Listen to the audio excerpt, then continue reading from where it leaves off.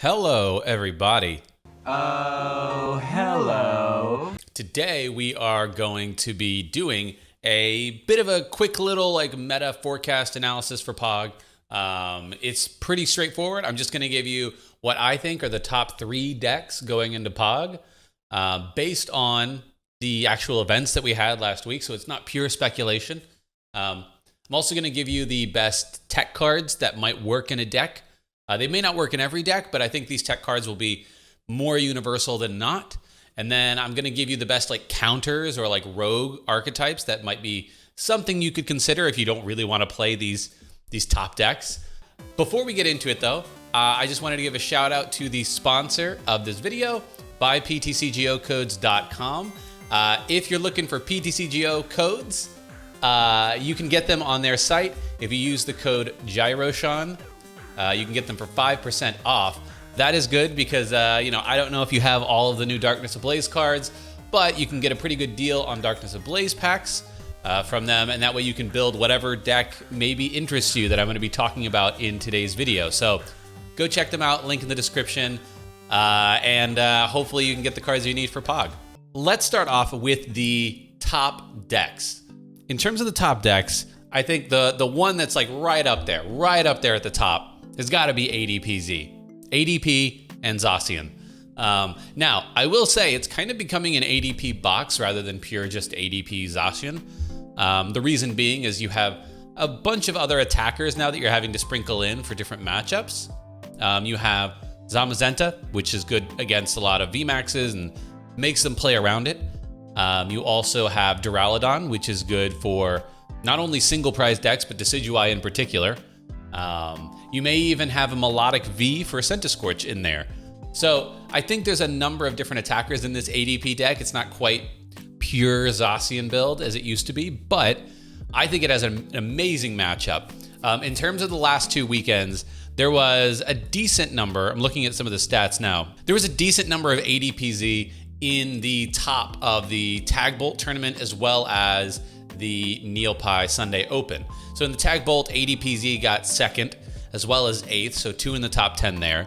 And in the Sunday Open, it was, in the top 5, it was 2nd, 3rd, and 4th, right? So clearly it has a lot of potential, to win, right? It just hasn't actually won an event in the 2 tournaments, but super consistent. It's a great deck. I mean, I played in the Sunday Open. The only win that I was able to get in the Open was with ADPZ.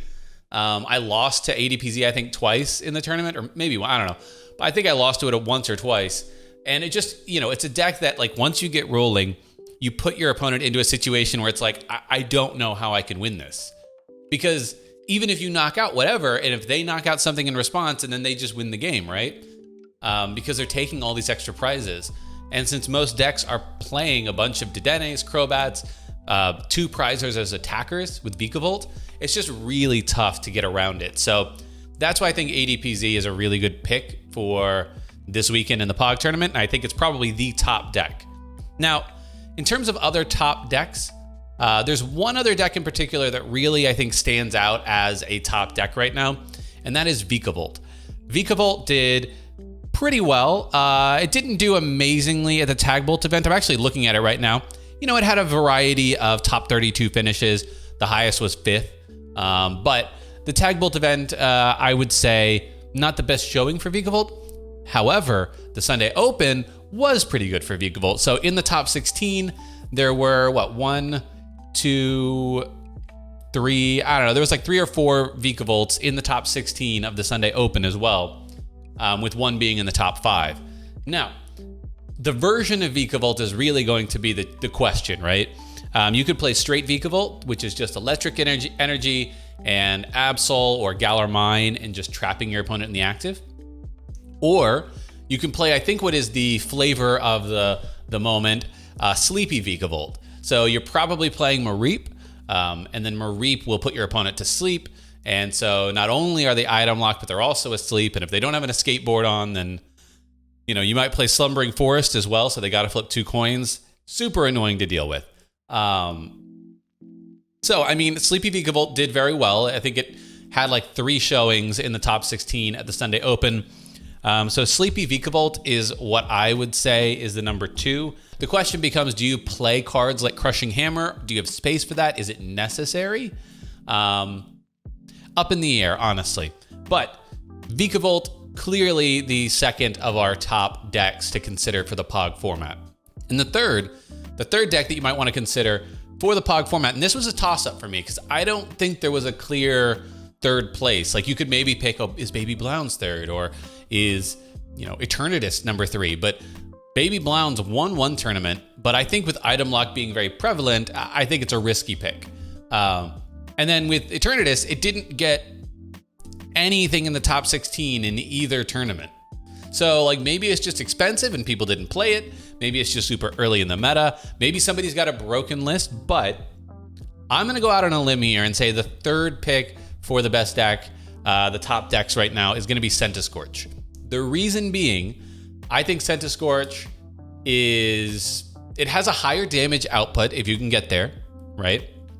Because it's not limited to 270 like Eternatus is. Now, granted, you have to have a lot of energy on it, but I mean, you have Welder, you have Volcanion, you have a lot of ways to get there. So not only do you have a Pokemon that can do, infinite damage, potentially, you also have partner Pokemon like Heatran. Heatran can then do its GX. It can also just come in as a 2-prizer to hit 130 against maybe some rogue archetypes that you don't want to leave a 3-prizer in the active. You also have a partner Pokemon in Volcanion itself, which can knock out Decidueyes. That's going to be, a potential challenge in this, is people will play Decidueye the same way people played Obstagoon in the past. So that's another thing to consider. So they have a variety of Pokemon they can use. People are saying it's just new Firebox, which I don't take that as that's a compliment in many ways. Firebox was a good deck. Yeah, it had some consistency problems, but overall, like Firebox won a regional, right? So Firebox was a pretty decent deck. That's why I'm putting it at the third of my top decks. I just think it is a more solved archetype largely, which you're adding in this Pokemon in Centiskorch and maybe changing a little bit of your strategy. But for the most part, it's an early format, and I think early formats benefit archetypes that are more established. So you see that in ADP Z. Vikavolt is maybe the exception because item lock is just so absurd. But then Centiskorch coming in, it's kind of, a bit of a known entity, if you will. So those are my top 3. Let me know what you think about the top 3. But now we're going to get into the top tech cards, if you will. What should you be teching into your deck to deal with all of this? Now, I'm going to say this right off the bat.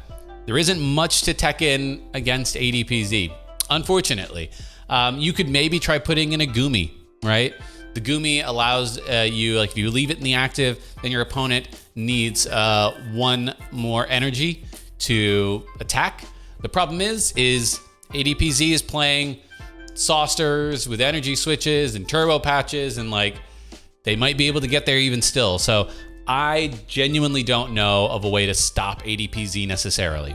That's just honest opinion. I don't think it's worth playing a Latios in it. So these 3 tech cards are actually more geared towards Vikavolt, because Vikavolt can just be so annoying. You have a deck that you normally could blow it up, right? But you're item locked. So, and not only that, you might be put to sleep. So there's 3 cards here I think that are good techs to consider in a deck. You don't have to put them in if you think your matchup with Vikavolt is good, but the first is going to be Channeler. I don't think every deck needs this. There is one deck in particular that I think has to have this, and that's Control. But if you're playing another deck that maybe has a space or 2 for a Channeler, especially if you have a way to find that Channeler or hold on to it, the good thing about Vikavolt, when they do 50, it's not a lot of damage. Even with E-Powers, right? You can wait a turn or 2. So if you can find the Channeler, wait to use it for the right moment, and then you can kind of blow up a Vikavolt that's not expecting it.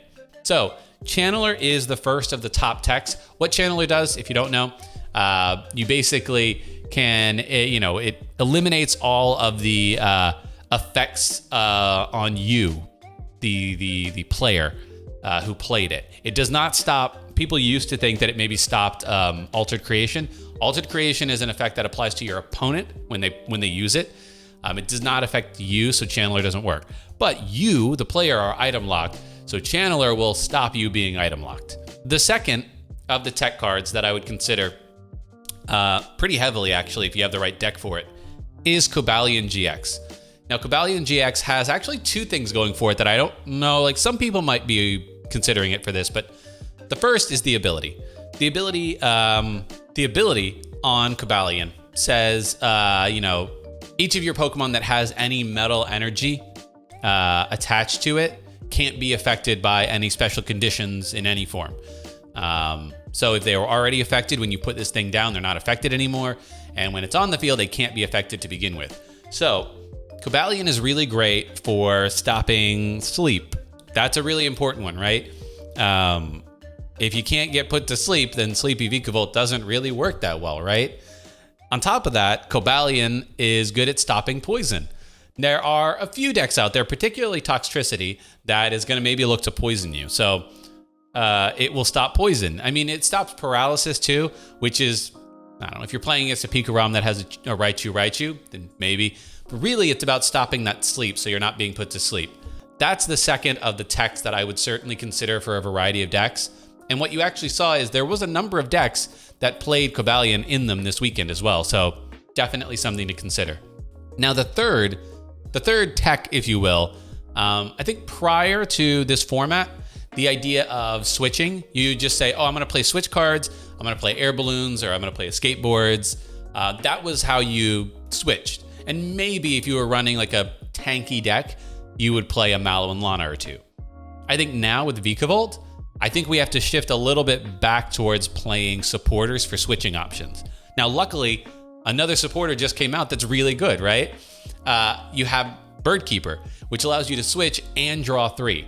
So you could either play Birdkeeper or Mallow and Lana, or maybe a combo of those. But I think that having a switching option that does not rely on items is really important. So that is my third of the top techs, if you will. Now let's get into the top counters or rogue archetypes. The decks that you might have seen here or there, but I don't expect to see in like large numbers at the POG format event. Those decks are going to be, they might do well, they might not. It just depends on the field. But going into it, if you don't want to play the main archetypes, if you're looking for something a little bit different, the first deck I would really look at is Control. Now, you might think, oh, Control, but Vikavolt stops all your items, so how are you controlling? You can't use Crushing Hammer, you can't yada yada, right? Well, I've played against a number of Control decks actually when testing this, and there's some really good decks out there that play Delcatty, and they also play Channeler. So Delcatty lets you go, as you evolve it, get 2 supporters out of your discard, and then, then you have Delcatty, and then one of the supporters can be Channeler. So you can play Surge, Channeler, and then you can play all the items that you want. So what they do is they basically bide their time, they Channeler every now and again so that they can use the items. They eventually get rid of all the energy on the field, and then just slowly mill your opponent, right? It's a control deck, not a mill, but obviously there's a Belelba and Bryson Man component because it just sort of speeds up the game, if you will, to make the control work a little bit better. But Control would be the first archetype. So you're talking about Oranguru, talking about Articuno, you're talking about Crushing Hammer, Delcatty. Variety of those different cards there. That would be my first of the rogue archetypes to consider. If that's your style, I hate promoting Control, let's be frank, but it's potentially really good. It just has a bad ADPZ matchup, or not favorable, if you will. That, I think, is the main problem with it. You can't item lock your opponent because you're not playing Vikavolt. And ADP is going to be taking 2 prizes every time it KOs something. So that's the reason you probably haven't seen it much. I think it's maybe like, if ADPZ is really that good, maybe Control isn't a good play. But if you think you can dodge enough ADPZ in the tournament, it'll probably do okay against most of the field. The second of the decks that I think could be a good rogue archetype that I haven't seen played yet is going to be Spiritomb. Spiritomb just has this knack, which it's the one that has the building spite and then Anguish Cry, which does more damage for every damage counter on it. This deck always has a way of sneaking its way into every format in some form, right? You had Spiritomb Stunfisk, and then you had Tomb Count with the Veltal. I think that this Spiritomb still has a really good way to work with things like Toughness Cape now, and especially if, Salamence is not being played a ton, so you don't have that much spreading right now. On top of that, Dragapult wasn't played essentially at all the last 2 weekends. Now, you could make an argument that maybe it comes back for POG, but I think by the time next week rolls around, more people will have Eternatus. People will really want to give it a go. So I still think Dragapult won't do too well, and you won't see a ton of it. And without Dragapult or Salamence, the only other spreading archetype you're probably going to see is maybe Decidueye, but like its spread ability is not that great. Or you might see some sort of a weird spread deck, like a Roxy Sableye type deck, which could be good, but to be frank, like it's going to be very rogue as well. I think Spiritomb is a really interesting play. You could add things like Yveltal into it. You can add Goons. You can even add Obstagoon if you want, rather than just the Zigzagoon line. But Spiritomb would be my second of the rogue decks that maybe you want to try to play. It is a one prize deck, which is good normally, but against ADP can still struggle.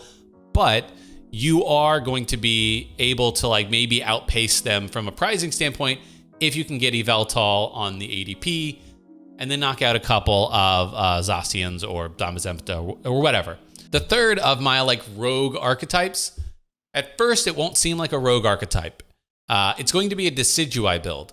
Now, a lot of people already know about Decidueye. That's why I'm saying maybe it's not rogue. But the version that I'm going to talk about is a version that actually did get into the top 16 in the Sunday Open. And I've seen a couple people mention it to me in passing that they really like this build. And that is Decidueye Obstagoon. Now, the reason that's good is because Decidueye itself, by itself, can be teched against, right? You have Volcanion, you have, a variety of the Duraludon, etc., right?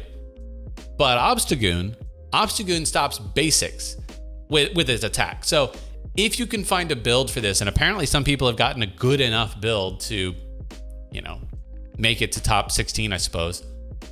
But if you can get a good enough build with this, you can really play towards whatever you need to wall out in a given game.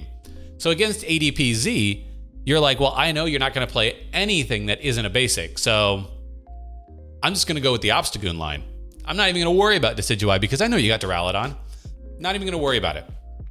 Or, in a different matchup, you could say, okay, well, you have evolving Pokemon. Goons is not really going to be very useful. I'll play Decidueye against you.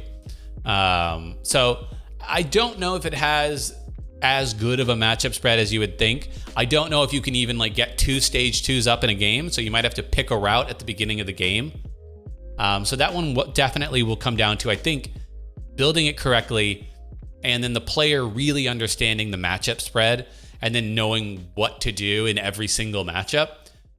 That could be the thing that stops it from doing even better, is just that it's trying to do too much. But other than Decidueye Goons, I just don't think Decidueye is going to have a great time, especially if Vikavolt, ADP Z, and Centiskorch are the top decks, in my opinion. I think Decidueye loses to potentially all 3 of those because you're going to get item locked with Vikavolt, so you can't evolve anything else. ADP Z has Duraludon, and then Centiskorch has Volcanion. So Decidueye by itself, I think, has actually not a great matchup spread at the moment, but maybe a Goons version will. That is going to do it. Hopefully this was informative. Maybe you didn't play in the last weekend's events, but you're still interested in POG, and that's really what this video is for, right? If you are going to play in the POG format, the POG tournament, but maybe you didn't spend all weekend thinking about Pokemon the weekend before, this is just an update for you, my top decks and everything. So let me know what you think in the comments. I'm sure I'm going to get a lot of comments about why no Eternatus or why no that. Look, other decks could certainly do well. I just wanted to narrow them down to 3. But yeah, let me know in the comments, and good luck in the POG Championship. I'm going to be playing, maybe I'll play against you. I don't want to lose, but I don't know, maybe you'll beat me because who knows. Anyways, thank you so much for watching, and I'll catch you in a future video. Carpe awesome.